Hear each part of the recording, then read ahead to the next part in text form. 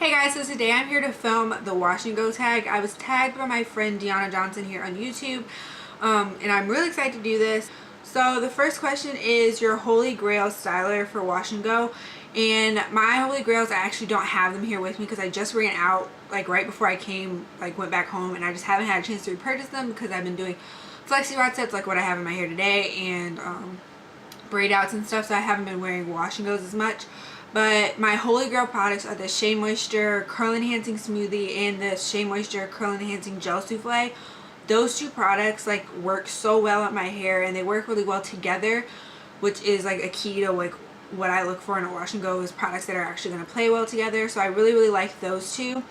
I have the questions on my phone if you didn't know. So the second question is, do you apply your products in sections? I normally apply my products in sections. So most of the time I apply it just like in 4 sections. So I do like a section up here, a section in the back, another section in the back, and then a section up here.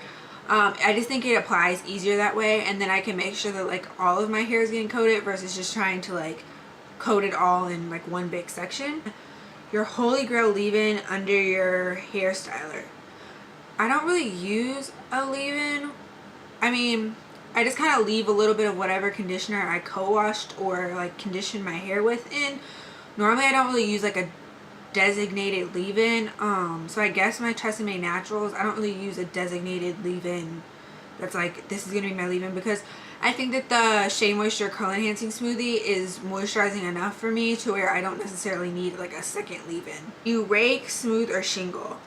I do a combination of raking and probably raking and smoothing. I don't really shingle. If you know what shingling is when you take really tiny sections and you apply the product to like really thin layers of your hair, kind of like a shingles would lay on the house, and that's really good for like great definition. But from what I've seen, I mean obviously there's no like rules as far as hair care, but from what I've seen is a lot of people with like really tight textures do that. And I mean, I'm transitioning if you didn't know, so my texture so far seems like it's going to be kind of tight, so I might start trying to do that later when I finish transitioning. But for right now, I normally just kind of rake the product through, and like I'll also smooth it through and then like scrunch it.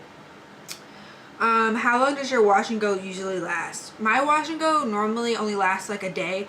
I normally have to do my hair the next day. I don't necessarily have to get in the shower to redo it. I can use a spray bottle, but I have to like re-wet my hair in some way, shape, or form. Just why I haven't been doing wash and goes a lot lately, because I've been working a lot, so doing a wash and go and having to redo it every day is kind of annoying, to be honest, when I can do like a flexi rod set like I have in my hair right now, and it'll probably last me like 5 or 6 days. You want to know how I do my flexi rod sets? Feel free to comment down below and I will do that. And the next question is how you preserve at night.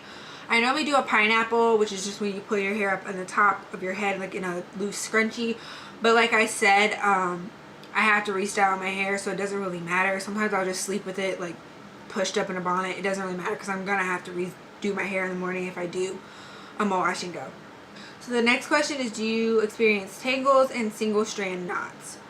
I don't really experience single strand knots. I have like once or twice, but it's nothing where I'm like, dang, I have a problem with this.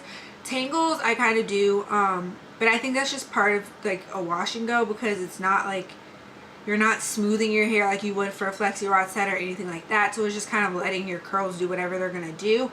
I don't think that they're a bad thing. I can just take like, I mean, they're annoying, but like I don't think that they're anything like I can't handle. I can just take a little bit of conditioner and work whatever the tangle is out. I did notice when I was using the Curl Maker by Camille Rose Naturals that I was experiencing more tangles than I was when I used the Curl Enhancing Smoothie. So I guess it kind of sort of depends on the product that I'm using too.